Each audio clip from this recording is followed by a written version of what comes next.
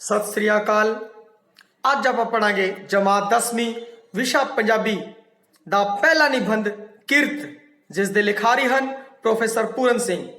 तुसी वेख रहे हो पंजाबी टीचर राजस्थान बोर्ड के पंजाबी विषय का पहला यूट्यूब चैनल। सब तो पहला आपां किरत निबंध है उस दे विच प्रश्नां उत्ते विचार करांगे। प्रश्न आपां दिमाग दे विच रखने है और जिवें निबंध दे विच आ प्रश्न आणगे उन्हां दा आपां नाल दी नाल हल करांगे। ते पहला प्रश्न है किरत निबंध विच आए मुख विचारां नूं अपने शब्दां विचों लिखो। तां पूरा निबंध आपां पढ़ांगे, उहदे विचों मुख विचार होणगे, वो इसका उत्तर तुसीं लिख दोगे।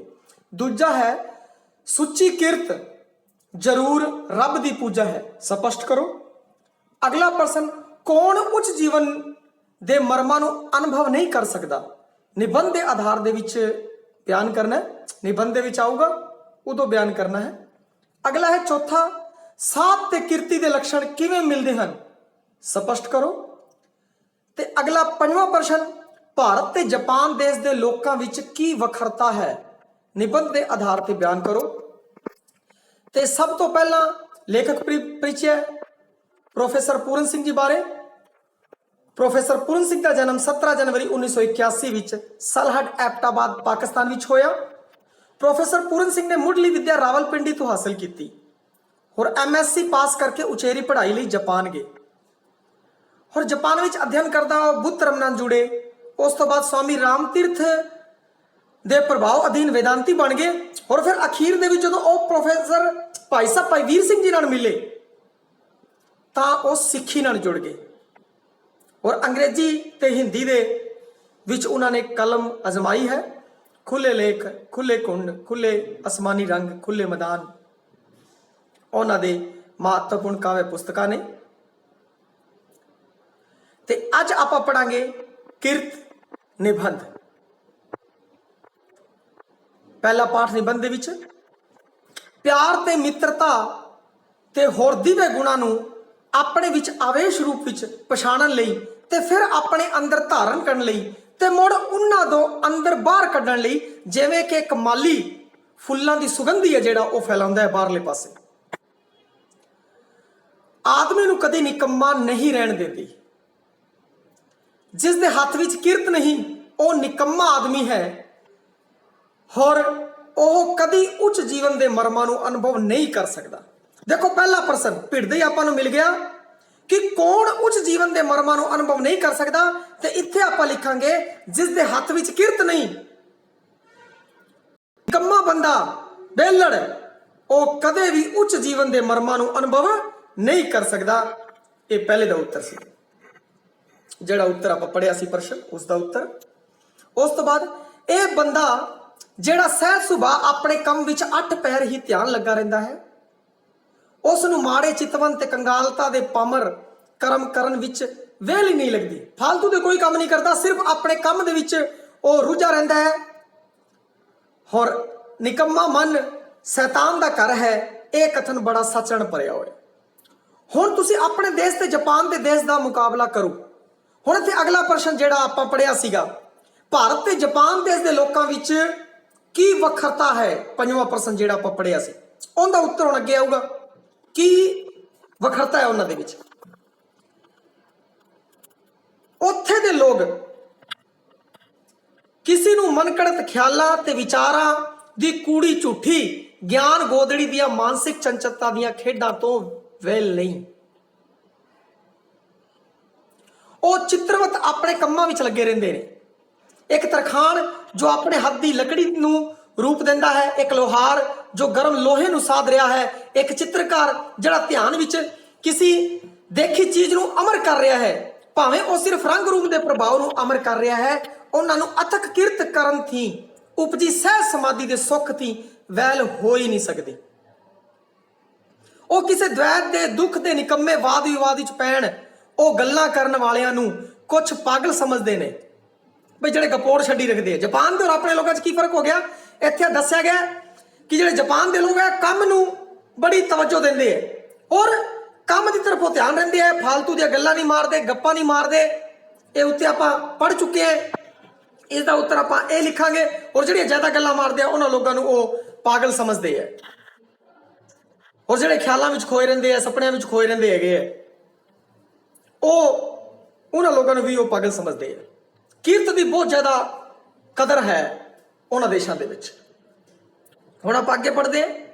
वो समा जिहड़ा नैना प्राणा नाल कुछ साध सकता है, वो व्यर्थ निकम्मे मन के भोरे ख्याल उडारियां मसलेबाजियां, रब है या नहीं है, चिट्टा है या काला है, आदि जंजाल दे विच ही फसे रहंदे है। आ किहड़ी सियाणप है।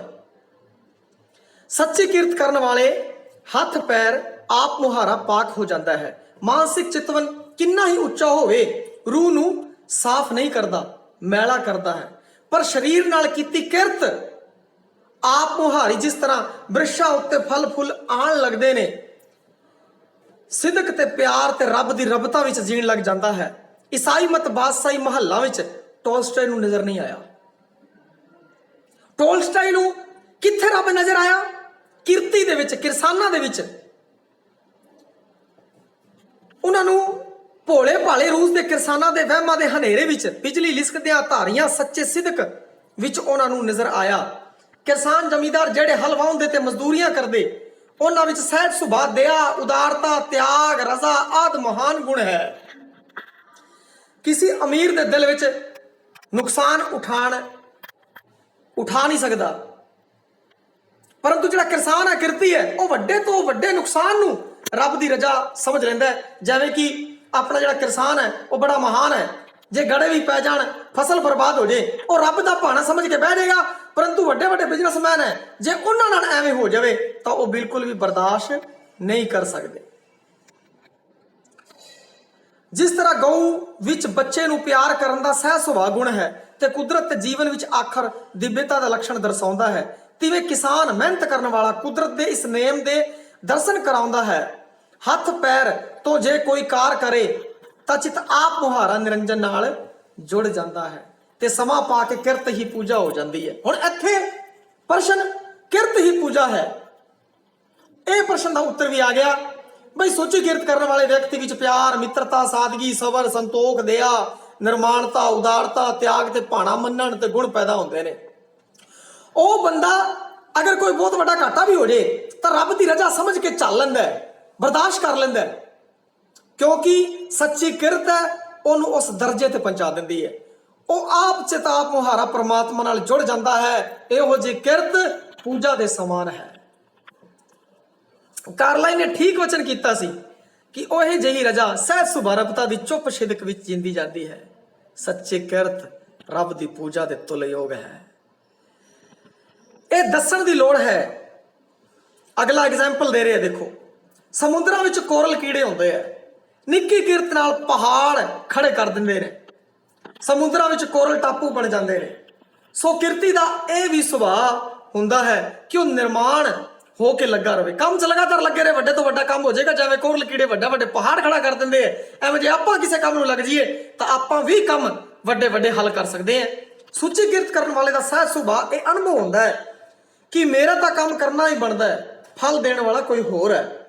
सो इस सिदक विच उस अंदर चंचल मन दे अनेक चिंता वाले बेआसरा हो चुके मना वाली लोभ लालच की बिरती नहीं होती। थोड़े भी सबर रखते हैं। ये चमकती उच्ची सुरत का चोटी का रसक अनुभव करते हैं। गो धन गज धन बाज और रतन धन खान, जब आवे संतोख धन सब धन तूल समान। कहता भला गऊ का धन होवे, भला गज हाथी का धन होवे, भला बाजा के धन हो, अपने कोल रत्ना दिया खाना हो, बहुत पैसा होवे, पर जिन्नी देर तक अपने कोल संतोख नीगा, संतोष नीगा, संतोख नीगा, सारे धन धूल दे समान है। संतोख होना बड़ा जरूरी है।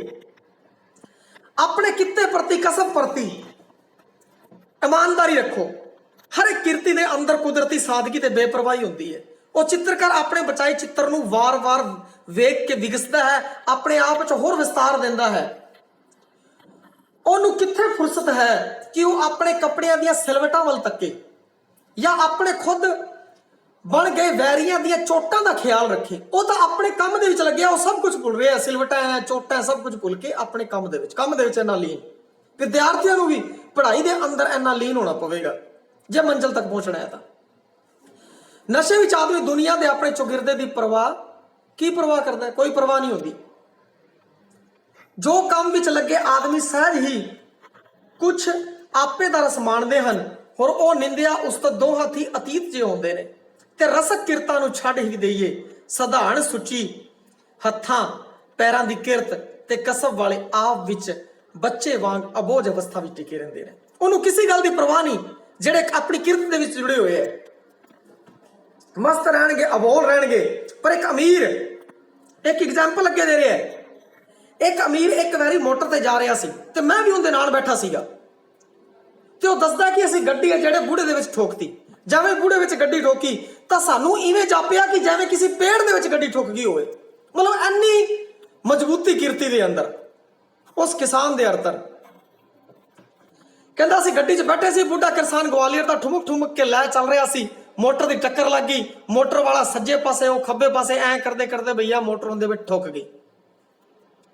और असीं सोचिया बई इहदा कोई हड्ड पैर टुट गया होना, असीं चक्या गड्डी दे विच पाया और ओनू हस्पताल दे विच लै गए। वो डॉक्टर ने ओनू चैक किया, और डॉक्टर अगे भी इउं पै गया जिवें कोई लठ पिया हुंदा, बिल्कुल मजबूती की तरह। डॉक्टर ने हिला चला के वेख्या कि कई भाई टुट भज तां नहीं गई किथे। ओ बेजबान ने ना कोई शिकायत की, कोई गिला शिकवा नहीं ओनू। जे कोई अनेक चिंतन वाला हुंदा ते होर कुछ नहीं तद साकी तां जरूर हुंदा। भाई मस्त अपने आप च मस्त फिर रहे हो। यह सिकवा भी ना करना कोई जालत की गल नहीं। एक किरत द्वारा सह सुभाव उनकी चाहिए अवस्था आ गई सी, सह सुभाव टिका दी अवस्था कि इन्ना बीतण तो बाद भी वो अवस्था च मस्त बैठे है और उनके लगी नहीं। भावे भोले भाव भाव विच टिके मन का लक्षण है, मन च उहदे टिका आ गया किरत नाल। सो सुची किरत जरूर रब दी पूजा है। इस नाल मन विच की आंदा टका आंदा है। तो कोई दो लाना आप इधरों भी लिख सकते हैं, सच्ची किरत रब दी पूजा है। जद अमीर लोग हत्थां थी वध अत्याचार करते हैं तद रब वालों ही कोई तूफान सोसाइटी विच आउंदा है, जिहड़ा सोसाइटी की जमीन उच्ची नीची पैली विच कराहा वगदा है ते एक बराबर कर दिंदा है। कई बार जियां बीमारियां आंदियां या कुछ है आंदा है, अमीर गरीब सब बराबर कर दिया करते हैं, मलिया मेट कर दिंदा रब। यूरोप विच कई बारी यह होया, पर फिर भी मुड़ मुड़ गल समा पाके उत्थे ही आ टिकदी है। किरती कुछ गरीब जे नमाणे जे अमीर जे लोग मन दे चंचल जिवें मोम दे बने बेजान जे बुत हुंदे हन, उवें अखां चमकांदे हन ते होठ हिलांदे हन। उन्हां नूं ओ सुख जिहड़ा किरती दी हड्डी विच किरत पैदा करदी है कदी नहीं आ सकदा। जिहड़ा किरत नूं सुख है वो वड्डे अमीर लोकां नूं सुख कदे मिल ही नहीं सकदा। निकम्मे होण करके उन्हां नूं धर्म कर्म दीयां गल्लां मस्जिदां मंदिर बनाउण दे अहंकारी ते बनावटी दान दे खैरायत सुझदियां ने। उन्हां नूं अगर विषय दे कीड़े कहा जावे, विषयां च डुबे रहंदे ने, पंज विकारां विच डुबे रहंदे। जे कीड़िया कह जावे तो बिल्कुल सही है, कोई गलत नहीं होगा। किरती सुच्चा या आवेश गर्भित साध बस दो बंदे इस दुनिया ते सहज सुभाव देवी गुण दे प्रकाशक ने। हुण अगला प्रश्न, साध ते किरती दे लक्षण किवें मिलदे ने, इनका भी उत्तर देखो अगे आ गया। बस दो बंदे दुनिया ते सहज सुभाव देवी गुणा दे प्रकाशक होंदे ने और उन्हां दे ओ गुण आप मुहारे इउं चमकदे ने जिस तरह इस ठहरे गगन विच सूरज की जोत चमकदी है। तुसीं वेख्या होगा सूरज किवें चमकदा है, एवें किरती है वो सदा चमकदा रहिंदा है, जिंदा दिसण वाला रूप केवल बस जीवन की रोह चलाण वाला दर्शन है ते कला कौशल आर्ट कविता आदि उसके दर्शन के चानण रूप ने। वो साध है ते इधर एक अभोल सुच्चा किरती सदा कसब करने वाला जिस विच साहब दे जीवन का प्रतिबिंब आप मुहारा पैंदा है। आप मुहारा दैवी गुणा का प्रकाशक होंदा है, वो उनदे विच जुड़े होंदे। एवें साध ते किरती की तुलना की गई है।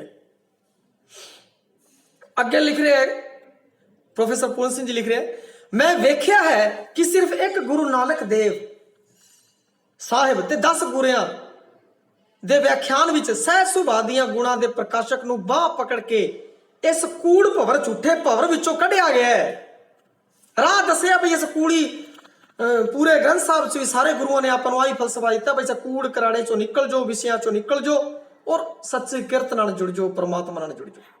ਉਹਨਾਂ ਦੇ ਦਰਬਾਰ ਵਿੱਚ ਇੱਕ ਪਾਸੇ ਸੱਚੀ ਸੁੱਚੀ ਕਿਰਤ, ਨੈਣ ਪ੍ਰਾਣਾ ਦੀ, ਦਸਾਂ ਨੋਹਾਂ ਦੀ ਮਿਹਨਤ ਦੀ ਕਦਰ ਹੈ, ਤੇ ਦੂਜੇ ਪਾਸੇ ਪੂਰਨ ਬ੍ਰਹਮ ਗਿਆਨੀ ਕਿਰਤ ਵਾਲੇ ਸਾਧੂ ਦੀ ਚੁੱਪ, ਕਿਰਤ ਦੇ ਪੂਰਨ ਦਰਸ਼ਨ ਦੀ ਸਿਫਤ ਹੈ। ਇਹ ਪੂਰਨ ਦਰਸ਼ਨ ਹੈ, ਕਿਰਤ ਦੇ ਬ੍ਰਹਮ ਗਿਆਨੀ ਬਣ ਗਿਆ ਉਹ।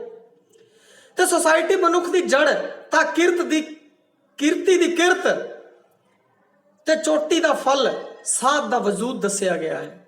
ਇਸ ਦੀ ਛੁੱਟ ਸਭ ਕਰਮ ਧਰਮ ਪਾਖੰਡ ਜੋ ਦਿਸੈ, ਤਿੰਨ ਜਮ ਜਾਗਾਤੀ ਲੂਟੈ। ਇਹ ਜਿਹੜੇ ਕਰਮ ਧਰਮ ਪਾਖੰਡ ਜਿਹੜੇ ਦਿਸਦੇ ਨੇ, ਜਿਹੜੇ ਵਿਕਾਰ ਨੇ, ਪਾਖੰਡ ਨੇ, ਉਹਨਾਂ ਨੇ ਸਾਰੇ ਜਗ ਨੂੰ ਲੁੱਟਿਆ ਹੋਇਆ ਹੈ। ਇਹਨਾਂ ਨੂੰ ਕੂੜੇ ਵਾਂਗੂ ਬੁਹਾਰੀ ਮਾਰ ਕੇ ਆਪਣੇ ਮੰਦਰ થી ਬਾਹਰ ਸੱਟ ਦੋ। ਮੰਦਰਾਂ ਚੋਂ, ਗੁਰਦੁਆਰਿਆਂ ਚੋਂ, ਆਪਣੇ ਮਨ ਮੰਦਰ ਦੇ ਵਿੱਚੋਂ ਵੀ ਇਹਨਾਂ ਨੂੰ ਬਾਹਰ ਸੱਟ ਦੋ। ਉਹ ਵਿਦਿਆ ਅਵਿਦਿਆ ਹੈ ਜਿਹੜੀ ਮਾਨਸਿਕ ਜੂਏ ਨੂੰ ਤੇ ਅਨੇਕ ਚਿੱਤਰ ਤੇ ਮਨ ਘੜਤ ਮਸਲਿਆਂ ਨੂੰ ਕੁਦਰਤ ਦੇ ਕਾਦਰ ਦੇ ਰੰਗ ਥੀ ਜੁਦਾ ਕੀਤੇ, ਮਨ ਦੀਆਂ ਚਰਚਾਵਾਂ ਤੇ ਖਿਆਲੀ ਨੂੰ ਕੋਈ ਹੈਸੀਅਤ ਦਿੰਦੀ ਹੈ। ਉਹ ਅਵਿਦਿਆ ਵਿਦਿਆ ਰੂਪ ਹੈ ਜਿਹੜੀ ਕੁਦਰਤ ਦੇ ਰੂਹ ਨਾਲ ਅਭੇਦ ਹੈ। ਉਸੇ ਕਾਦਰ ਦੇ ਰੰਗ ਵਿੱਚ ਕਿਰਤੀ ਕਿਰਤ ਕਰਦਾ ਸਾਹ ਲੈਂਦਾ ਹੈ। ਇਸ ਪਾਠ 'ਚ ਆਪਾਂ ਨੂੰ ਇਸੇ ਗੱਲ ਦੱਸਿਆ ਗਿਆ ਬਈ ਸੱਚੀ ਸੁੱਚੀ ਕਿਰਤ ਕਰੋ, ਕਿਰਤ ਦੇ ਉੱਤੇ ਜ਼ੋਰ ਦਿਓ। ਤਾਂ ਆਪਾਂ ਪਾਠ ਪੜ੍ਹ ਕੇ ਆਈ, ਆਪਾਂ ਨੂੰ ਪਾਠ ਪੜ੍ਹ ਕੇ ਨਜ਼ਾਰੇ ਆਏ ਔਰ ਸਿੱਖਿਆ ਸੱਚੀ ਕਿਰਤ ਰੱਬ ਦੀ ਪੂਜਾ ਹੈ। ਸਾਰੇ ਬੱਚੇ ਕਿਰਤ ਨਾਲ ਜੁੜੋ, ਦੱਬ ਕੇ ਕਿਰਤ ਕਰੋ। ਬਹੁਤ ਬਹੁਤ ਧੰਨਵਾਦ। ਤੁਸੀਂ ਦੇਖ ਰਹੇ ਸੀ ਰਾਜਸਥਾਨ ਬੋਰਡ ਦੇ ਪੰਜਾਬੀ ਵਿਸ਼ੇ ਦਾ ਪਹਿਲਾ YouTube ਚੈਨਲ। ਜੇ ਹਜੇ ਤੱਕ ਸਬਸਕ੍ਰਾਈਬ ਨਹੀਂ ਕੀਤਾ ਤੇ ਜ਼ਰੂਰ ਸਬਸਕ੍ਰਾਈਬ ਕਰੋ। ਧੰਨਵਾਦ।